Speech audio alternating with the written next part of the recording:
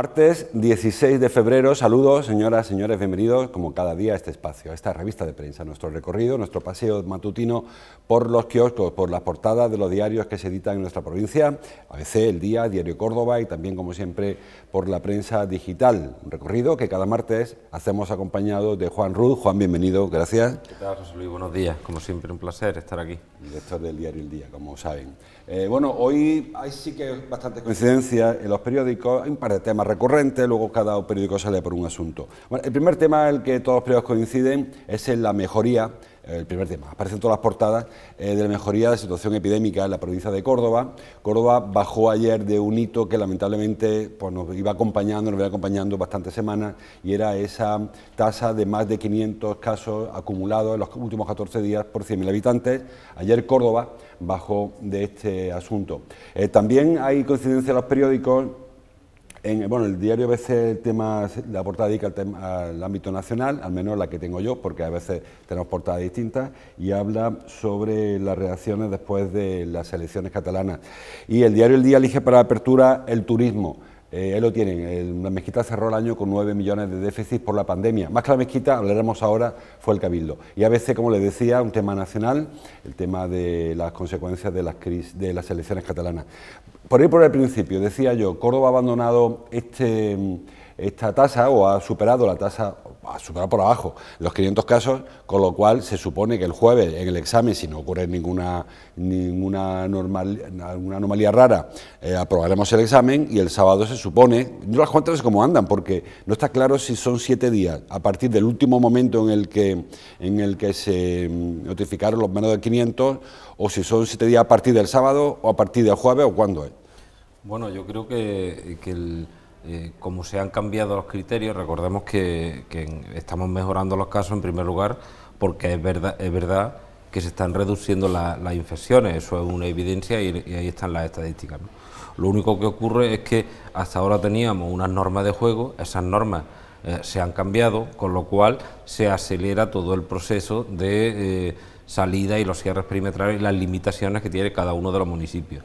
Entonces partamos de ahí, de que ese cambio en las normas, en las reglas de juego, es la que posibilitan que se haya acelerado la salida de la mayoría de municipios. El otro día creo que salieron 36, nos quedamos solo en 20, y ahora prácticamente yo creo que los 20, incluida la capital, van a salir. Bueno, hay algunos que están con tasas todavía disparadas, hay 2.000 en algún caso en Conquista, creo, pero son situaciones muy peculiares por la poca población que hace que los números se disparen. Claro, en esos casos que tú dices, por ejemplo, en un municipio pequeño como puede ser Conquista, en el momento en el que salgan 4 o 5 personas de la situación de infección de casos declarados, pues seguramente se pondrán por debajo de 1.000 claro, e incluso en alguna situación excepcional por debajo de 500, ¿no? Porque el número de casos que tienen que confluir para que salgan del listado es muy bajo, ¿no?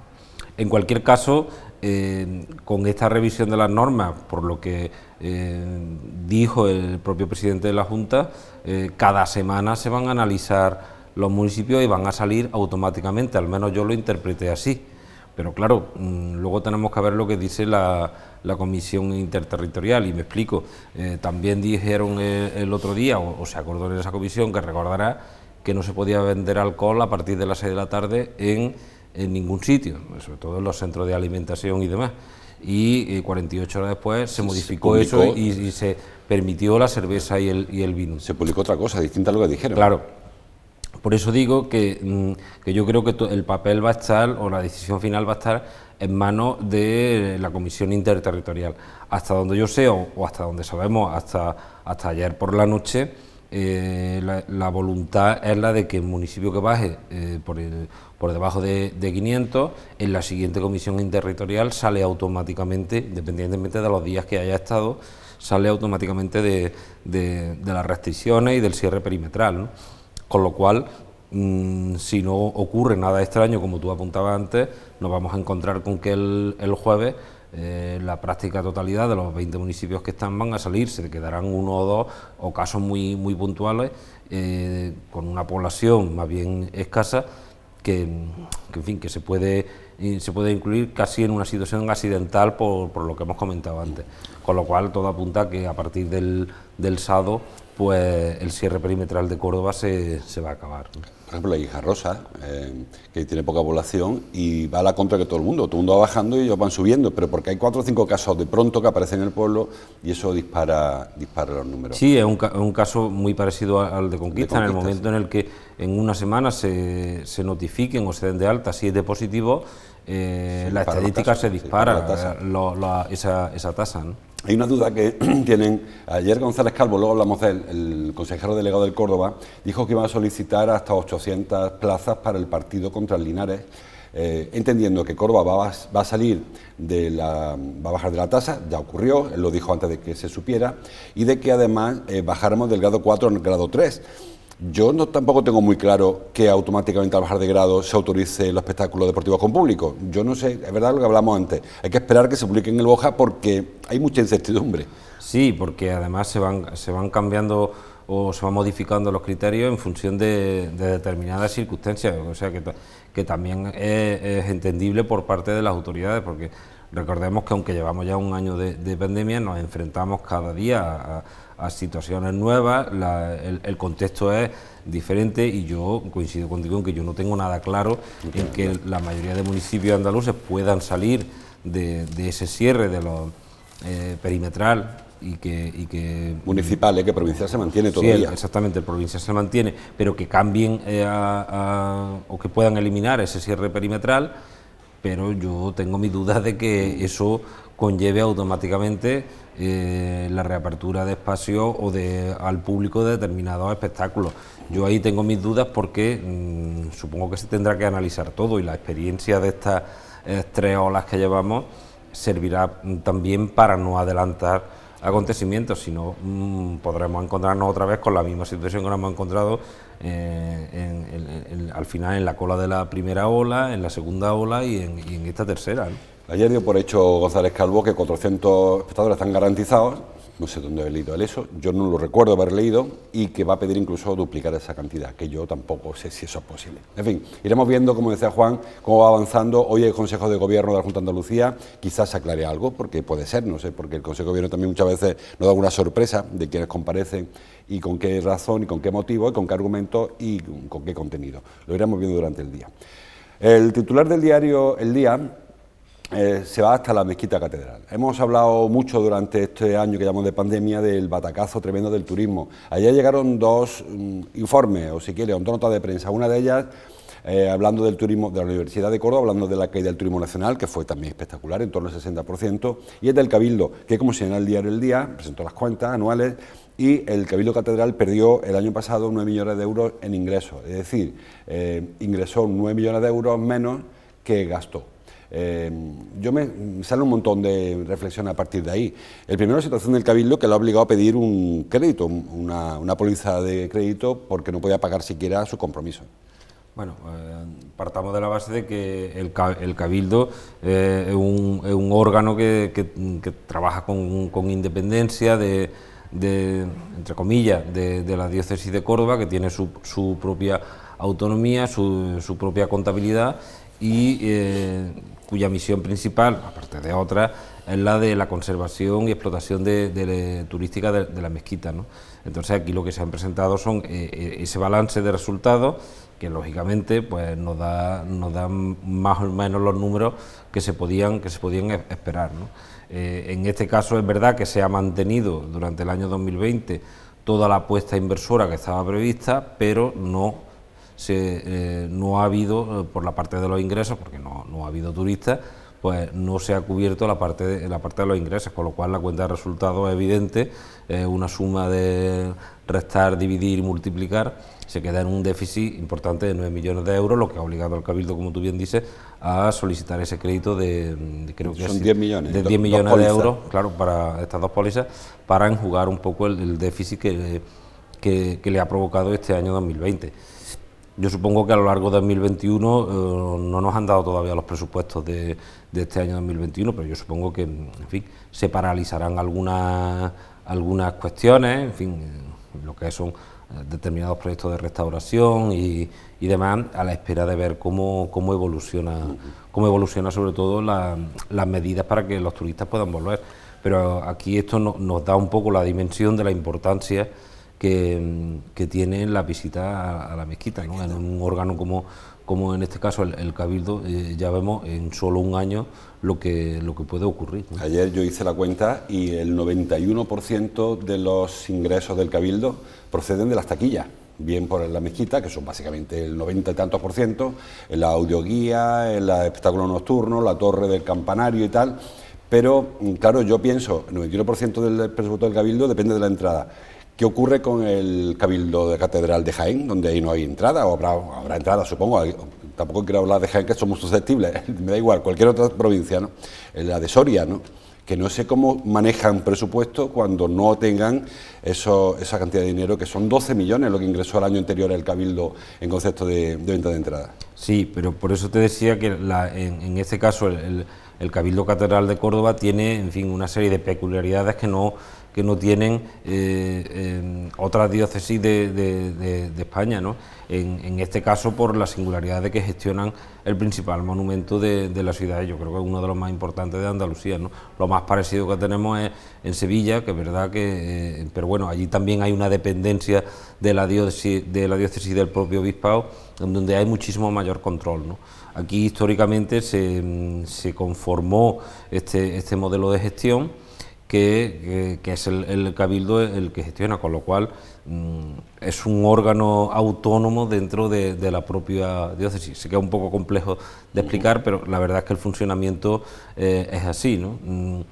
Si hiciéramos el símil con una institución pública, sería como una empresa pública dentro de la propia administración, con su propio organigrama y su propia gestión. Sí, pero es que ni siquiera hay una dependencia jerárquica, es decir, el deán de la catedral no depende jerárquicamente del obispo, tiene una dependencia porque el obispo es el jefe de la diócesis, con lo cual la dependencia espiritual habrá, pero jerárquicamente el obispo no puede darle órdenes o instrucciones al deán de qué hace la catedral, aunque en la práctica vemos que sí, que una influencia importante. Claro, porque esa relación y ese feeling tiene que existir, o en teoría debe de existir, ¿no? Pero es verdad que tiene toda la autonomía y todo el campo ancho para decidir cómo se gestiona la mezquita catedral, por supuesto. La catedral, como saben, el Cabildo Catedral está compuesto por el deán y el resto de canonjías, de canónigos, el penitencial, el archivero, el magistral, en fin, que yo me pierdo un poco en esa película, y que es un colegio que se reúne y decide qué se hace con la catedral, en este caso con la mezquita, que está también en esta catedral, como bien sabe. En este caso, y por cerrar el tema, si quieres, lo que sí es verdad que de agradecer es que este portal de transparencia, que todos vemos muy bien y toda la historia, que no es precisamente a lo que estábamos acostumbrados en tiempos atrás, ¿no? Que también hay que agradecer, hombre, que se tenga este gesto de informar sobre lo que se hace o no, que no en todos los tiempos y en todas las épocas ha habido esa transparencia que ahora vemos en las cuentas, que es donde ayer se pusieron al servicio de cualquier ciudadano que las pueda ver, ¿no? Y eso que el Cabildo ha cambiado poco, que los canónigos cambian poco, y el deán sigue siendo el mismo hace muchísimo tiempo, es decir, que no es que haya habido un cambio de gobierno, que han decidido, bueno, son políticas de la Iglesia que creo que, como dice Juan, hay que agradecer. En esas cuentas, por cierto, hablaban de 3 millones de euros para mantenimiento y conservación del edificio, no decía cuánto para mantenimiento y cuánto para conservación, no sé cómo se gasta en mantener solamente la estructura del diario, 3 millones en personal, que a mí me parece una cifra muy elevada. Y también se habló de una obra de caridad de 3 millones, que tampoco se especificó, decía obra de caridad y cooperación internacional. Yo no conozco los proyectos.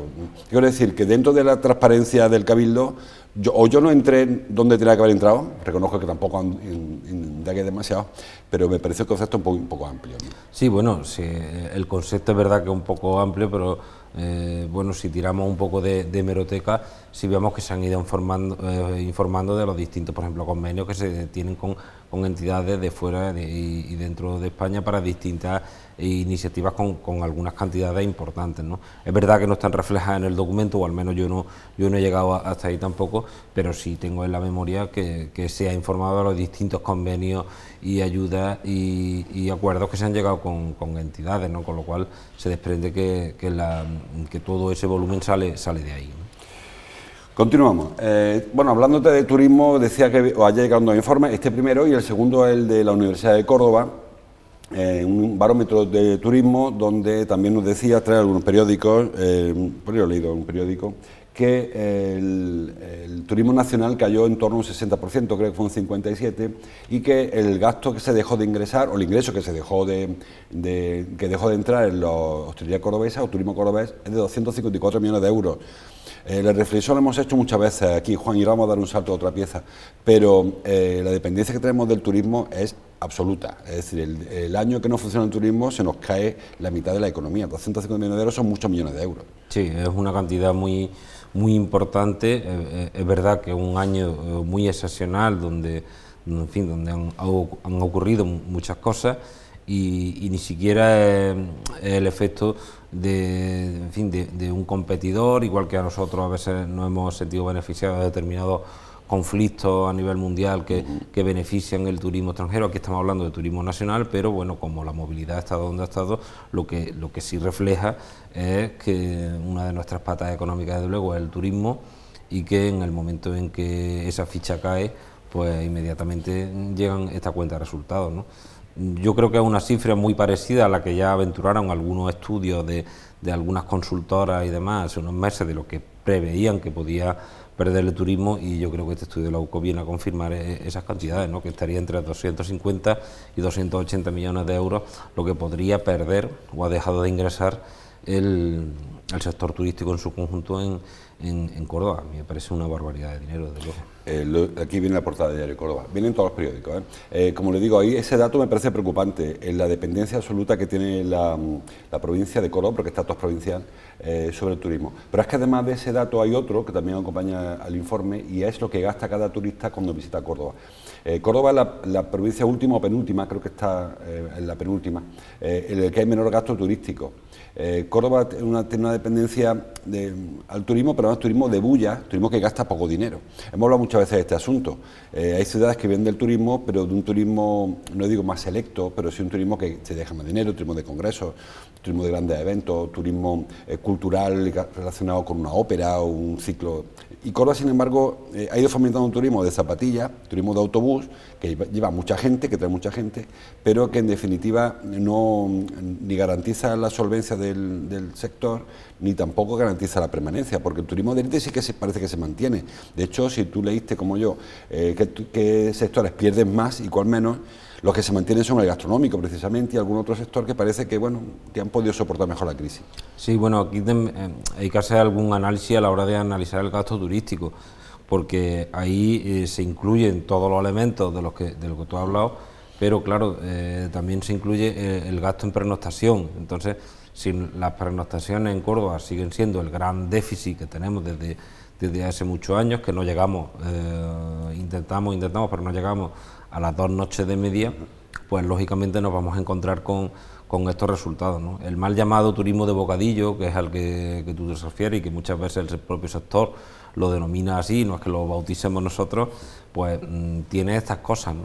De que cuesta muchísimo que ese visitante, pues, en fin, haga un desembolso que esté al menos dentro de la media andaluza que vemos en otras ciudades, donde yo creo que aumenta por el simple hecho de la pernoctación, el hecho de que más allá del precio de los hoteles te quedes a pernoctar en un sitio ya te obliga a determinados consumos. Exacto, que desde luego, claro, que ahora aquí no tenemos, porque tenemos un turismo muy de paso. Yo me gusta llamarlo más de paso que de bocadillo, y aquí lo hemos analizado, sí, yo creo que unas cuantas de veces, ¿no?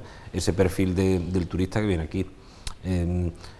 Yo creo que en estos tiempos de crisis, que también deben de ser de oportunidades, el sector, lo hemos dicho también 1000 veces, debería de un poco de redefinir su estrategia para que esto no sea así, pero me huelo o intuyo que lo que se está trabajando es un poco en recuperar lo que ya teníamos, con lo cual nos vamos a encontrar con los mismos beneficios que teníamos antes, seguramente cuando llegue la normalidad, pero también vamos a arrastrar los mismos problemas que teníamos las mismas debilidades.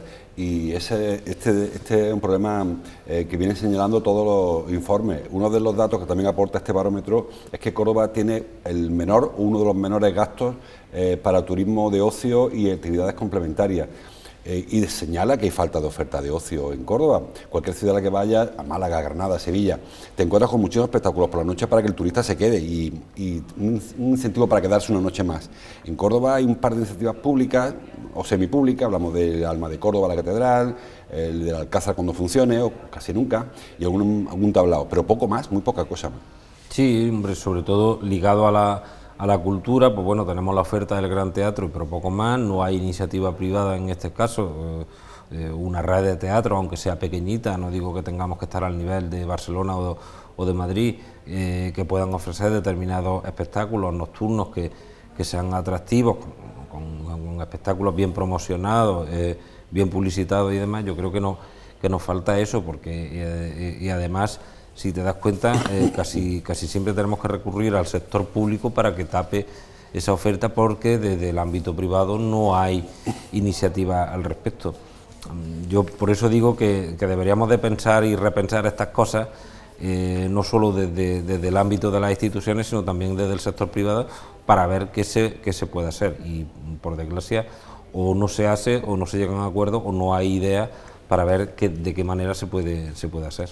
La cosa es que no hay mucho aliciente y eso hace que los turistas que vienen a Córdoba, y muchos, cuando la oferta se amplía y la demanda se reduce, pues vienen muy pocos, y ocurre por lo que está ocurriendo. Al calor de esto hablamos de la dependencia de Córdoba del sector terciario, del sector, en este caso, servicios turísticos. Dice, por ejemplo, el diario El Día, en la parte alta del periódico, que la provincia se sitúa en el mapa de la España vaciada por su falta de industria, aparece en todos los periódicos. Ayer presentó otro informe, en este caso Funcas, y en él relacionaba las ciudades, las provincias, habla de provincias, no ciudades. De hecho, Córdoba capital no está en este grupo. La España vaciada, de la España que se está despoblando a consecuencia de falta de oportunidades fundamentalmente. Como señala el diario El Día, Noelia, creo que es, Noelia Santos, quien ha hecho este artículo, se trata de problemas con el paro y con la falta de actividad industrial, que es algo que lamentablemente no se ve solución a corto plazo, casi ni a medio plazo. Bueno, aquí ya sabemos que desde hace algunos años, sobre todo desde que empezó este mandato municipal, ya se empezó a hablar de poner algún tipo de medidas para la despoblación, ¿no? Y al final todo eso, que al principio sonaba hasta un poco raro, pues la solución la vemos aquí, ¿no? En este problema que ahora se empieza a ver reflejado en estudios como en el de Funcas, ¿no? Vamos a ver, aquí lo que se analiza desde el punto de vista territorial en este informe son las 23 provincias que se supone que tienen problemas de despoblación, ¿no? Y entre esos, pues desafortunadamente hay dos territorios andaluces, que en este caso son Jaén y Córdoba, en sus zonas de interior. En el caso de Córdoba yo creo que lo tenemos muy concentrado el problema, sobre todo en la zona norte y algún pequeño pueblo del sur, pero fundamentalmente en la zona norte, y está claro que o ponemos medidas o nos podemos encontrar con comarcas enteras donde va a ser difícil que en los próximos años nos encontremos con núcleos de población importantes, ¿no? Sí. Y estamos viendo, porque además los medios de comunicación nos encargamos cada vez que sale, sabes que cada vez que se actualiza el padrón, aquí lo hemos hablado alguna vez, al final llegamos a esa conclusión de que tales municipios pierden tanto de población, pero si cogemos la serie histórica vemos que hay, en fin... El 70%. Claro, entonces se llegan a unos niveles en los que al final, queramos o no, formamos parte de esa España vaciada de la que tanto se está hablando en los últimos años. Sí. Yo lo comento muchas veces, yo no soy amigo de las megápolis, ciudades enormes con muchísimos millones de habitantes, pero sobre todo me preocupa el síntoma, o sea, el que la gente joven se vaya del pueblo, porque además de la España que se vacía, es una España que envejece, porque la gente que se queda, la población que se queda es la de más edad, la gente que da de trabajar, la gente que da joven, la gente joven que busca oportunidades es la que se va del pueblo. Se despuebla la localidad y encima los que se quedan son personas que necesitan unos cuidados especiales, un presupuesto especial porque tienen otras necesidades. Es decir, que el problema es doble y creo que ese es el problema, no que es el que Peñarroya pierde habitantes, sino que se pierde capacidad productiva porque la gente joven es la que se va, porque es síntoma de que el pueblo no tiene atractivo y eso es un elemento que incluso puede hacer que otros proyectos fracasen o se vayan del pueblo. Y está ocurriendo, sobre todo en la zona del Guadiato que tú decías, después de algunos fracasos, el tema de la minería y de la industria. Yo creo que la zona norte es la que más nos debe preocupar en ese sentido. Y luego otros factores que yo creo que debemos analizar, ¿no? Más allá de algún que otro componente cultural, tenemos que ver que, por ejemplo, en el sur hay muchísima más tendencia a que los jóvenes se quedan en su pueblo aunque no trabajen allí, ¿no? Aunque tengan que salir fuera a trabajar, pero sí existe esa voluntad o ese ánimo en muchísimos casos de quedarse a vivir en su lugar de nacimiento o donde se ha asentado socialmente. Eso también tiene que ver mucho con las infraestructuras que alrededor que permitan esa movilidad. Claro, esa movilidad. Hablemos claramente, por ejemplo, no es lo mismo vivir en un pueblo a 40 kilómetros de Córdoba, en la zona sur, que en la zona norte. Claro. En la zona sur, pues, en fin, con una red de 2 autovías y demás, pues bueno, te puede permitir esa movilidad que sabes que en 40 minutos puedes estar en tu centro de trabajo en caso de que trabajes en la capital. O tienes una red de ciudades medias, llámese Puente Genil, Lucena, Montilla, Cabra, Priego, claro, donde te puedes desplazar a trabajar y sabes que en un tiempo de 15, 20 minutos puedes estar en tu centro de trabajo, ¿no? Eso es lo que no ocurre en el norte, por eso nosotros hemos ligado también el informe al paro y a la falta de industria, exceptuando Pozo Blanco, que es verdad que está creciendo, pero está creciendo a costa de la despoblación del resto de municipios de su entorno. Pues en los demás pueblos vemos que no hay esa sinergia o esa forma de vivir, digámoslo así, de muchos vecinos de la zona sur que sí se dedican o viven en su lugar de nacimiento y se desplazan a otro sitio.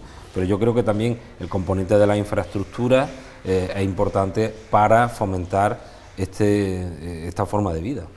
Efectivamente, yo creo que es un problema que tiene que hacer frente, y no solamente planes de despoblación locales, como prometió y como puso en marcha alguno de ellos Antonio Ruiz, la Diputación, sino los planes de industrialización que en su día presentó Susana Díaz cuando era presidenta de la Junta, y que se quedaron en el cajón y que no aparecen, y creo que ese es el gran problema de Andalucía. Estamos terminando y quedan 2 asuntos al menos que quiero tocar. Uno de ellos, el tema de la base logística. Ayer la Junta de Gobierno local pues aprobó la creación de 2 comisiones. Saben que yo siempre hago el mismo chiste: cuando quieras que algo funcione, crea una comisión. En este caso la comisión es quizá por dar un poco de orden y por evitar que se vayan dispersando noticias, informaciones, y que alguno pierda los papeles, porque sigue la batalla, Jaén sigue dando la batalla, no ya por base logística, que yo creo sinceramente que ellos han renunciado a esto, sino por aprovechar un poco la inercia y se sacan algo, porque no se entiende. Ayer entregó, hace unos días entregó el alcalde de Jaén, o la concejala de Ciudadanos, que forma parte del gobierno, entregó una carta al Ministerio de Defensa exigiendo conocer los criterios, que yo siempre lo digo. Bueno, luego hablamos de eso. Las comisiones, ¿para qué sirven esas comisiones, Juan? Hombre, yo creo que lo que tratan, creo que lo ha resumido muy bien, es la de un poco poner orden y estar preparado para cuando el Ministerio de Defensa decida activar el botón, que esas comisiones ya estén creadas y no haya que constituirlas, ¿no? Una es relativamente fácil, que es la institucional, donde están presentes todas, en este caso, todos los representantes de las instituciones públicas cordobesas y los agentes sociales. Bueno, que sería sentarse simplemente, comunicarle que Defensa ha dicho esto y todos tendrán que decir amén.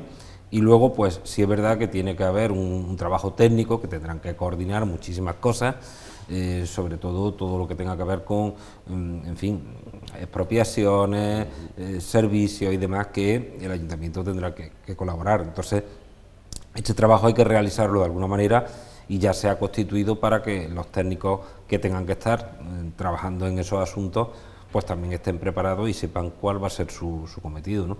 Recordemos que aquí hay que iniciar un proceso de expropiación, pero que aunque no parece a priori excesivamente complejo, pero ya sabemos que todo lo que pasa por urbanismo, pues en fin, hay que tocar madera antes de ponerle o ver la solución. Pero muchos afectados, y puede ser que alguno de algún problema y retrase los justiprecios y estos son líos que puede ser que se den. Decía yo que esta constitución de comisiones da un poco a entender a Jaén y al resto que mira, que no sigas con la pelea, que esto no tiene sentido, que esto está resuelto. Jaén sí que pide explicaciones. Yo lo he dicho en varios programas. Esto no era un concurso como el de la OTI, aquí no había puntuación. Si mañana el Ejército o el Ministerio de Fomento o el de Agricultura quiere montar una gran base para recibir mercancías, la pone donde quiere, no hace falta, no hay que rellenar ningún tipo de formulario. Lo que ha hecho las provincias, la ciudad, era ofrecer suelo, nada más que eso. cada cual acompañado de su argumento por facilitar un poco el trabajo. Pero ese era el trabajo del Ministerio de Defensa. La ciudad lo que ha hecho es proponer, tengo suelo, si quieres, aquí estoy. Y sin embargo, Jaén se ha tomado a pecho esto de que era un concurso, que tiene nota, que yo sigo pensando que como saquen los criterios van a seguir perdiendo todavía más. Y me parece que un poco eso, aprovechar la inercia que tenían con su proyecto para sacar algo de esto. Bueno, yo sin ánimo tampoco de avivar la polémica, yo creo que aquí ha habido mucha desinformación por parte de algunos y sobre todo de algunas en el Ayuntamiento de Jaén, donde se ha querido justificar lo que ellos consideraban ya un éxito con lo que luego en realidad ha pasado, ¿no?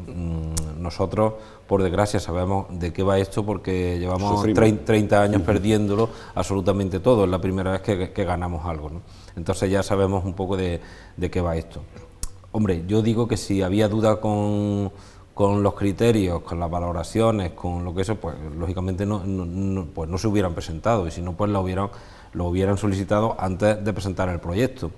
Con lo cual, en fin, yo me presento y acepto sus normas, pero luego, si no resultó elegido, tiene usted que aplicar las normas. No, las normas ya las sabía usted antes, o las directrices que había. Con lo cual, esto se cae por su propio peso. Yo creo que han ido modulando el mensaje, que ya no se trata de atacar a Córdoba como se hizo en un principio, entre otras cosas porque se han dado cuenta, conforme se han ido conociendo determinados documentos, que bueno, que la propuesta de Córdoba era bastante seria y perdón por el patriotismo, pero es que de las que se presentaban era la mejor, sinceramente, porque esto no se elige ni siquiera en el Consejo de Ministros. Esto, para el Consejo de Ministros llega un trabajo previamente que han hecho los técnicos, donde han analizado todas las candidaturas, además en el ámbito militar, donde, en fin, no creo que podamos sospechar de que haya excesiva discrecionalidad, claro, discreción, ¿no?, al respecto. Con lo cual yo creo que ellos van a ir modulando su mensaje hacia determinadas demandas o déficits históricos que tienen en materia de infraestructura, que supongo que aprovecharán este momento, pues, en fin, para exigir un poco más de cariño y de que se le preste atención por parte de las administraciones, ¿no? Bueno, pues yo creo que dieron un ultimátum, no sé si tiene capacidad dentro de Jaén para dar un ultimátum a la defensa, o me contestan 10 días, o nos dijeron o qué, porque no sé qué pueden hacer, no sé cuál es el planteamiento que hizo la concejal de Ciudadanos en el Ayuntamiento de Jaén de algo parecido a economía, ellos tienen otro nombre. Iremos viendo eso, aunque ya realmente creo que Córdoba tiene que mirar para adelante, no mirar por el retrovisor a los que se quedaron, porque lamentablemente por ellos tendrán que pelear por otros proyectos. Hay muchos más temas que no nos da tiempo ya a tocar. Les invito como cada día a que bajen al kiosco, compren el periódico, entren por internet y se sigan informando. Hay un asunto, Juan, que se lo dejamos a Fernando, que es el tema de Tremón, que ayer González Calvo se despachó gusto aprovechando que fue a los juzgados para otro tema que yo no tengo tan claro como él, que ese también, González Calvo a veces es muy, en ese sentido, muy optimista, dice que no tiene por qué irse. Tremón pidió un lanzamiento del Córdoba Ciudad Deportiva porque no están pagando, están ocupando una cosa que no es suya. Yo creo que es una cosa obvia, ¿no? Hombre, si uno paga el alquiler de la casa, más pronto que tarde, te acabarán echando. O te vas, o te echan, o te desahucian, como yo digo, pero bueno, ya está. González Calvo, en fin, tiene su propia visión de las cosas, ¿no? Bueno, pues te veo el martes que viene, Juan. Gracias por tu visita de cada semana. Un placer, como siempre. A ustedes también leo el martes. Ahora dejo con Fernando López, que seguro que nos cuenta algo, aunque ya lo avanzamos bastante. Un directo, recuerden, hizo Fernando desde la Ciudad Deportiva, con la comparecencia tras prestar declaración de González Calvo. Esas palabras que no sé cómo han sentado en el cordobesismo, pero González Calvo puso nombre y apellidos casi a los responsables de la situación crítica que atraviesa el Córdoba Club de Fútbol. ¿Qué tal, José Luis? Buenos días. Efectivamente, ayer saltó a la palestra el consejero delegado del Córdoba Club de Fútbol, dos temas propios, el de la Ciudad Deportiva con el lío que también analizaremos ahora después, hay un poco el matiz que ellos están abiertos a pagar parte de ese alquiler o a abonar un alquiler, mejor dicho, cosa que Tremón directamente no quiere. Tremón se enroca en bueno, pues en el despido, en el lanzamiento del Córdoba de esos terrenos de la Ciudad Deportiva, y bueno, parte de esa negociación se emplazan esta semana, se tendrán que ver las dos partes y a partir de ahí se espera que pueda haber por lo menos un acuerdo en la primera parte o en los próximos 6 meses, porque el Córdoba sigue su curso para realizar una ciudad deportiva propia. Y el otro tema puso un poco en la picota a los jugadores del Córdoba, a la plantilla, dio un toque de atención, un tirón de orejas a los jugadores de esa primera plantilla, un poco en base a los resultados conseguidos en los últimos fines de semana. Todo ello lo vamos a escuchar ahora en Todo CCF, en un menú completo, porque tenemos los eSport, primer equipo del Córdoba que se juega el ascenso esta temporada, lo hacen concretamente esta noche, y hay que seguir analizando al femenino, al Córdoba B y al Córdoba Patrimonio que juega mañana. Todo aquí enseguida en Todo CCF.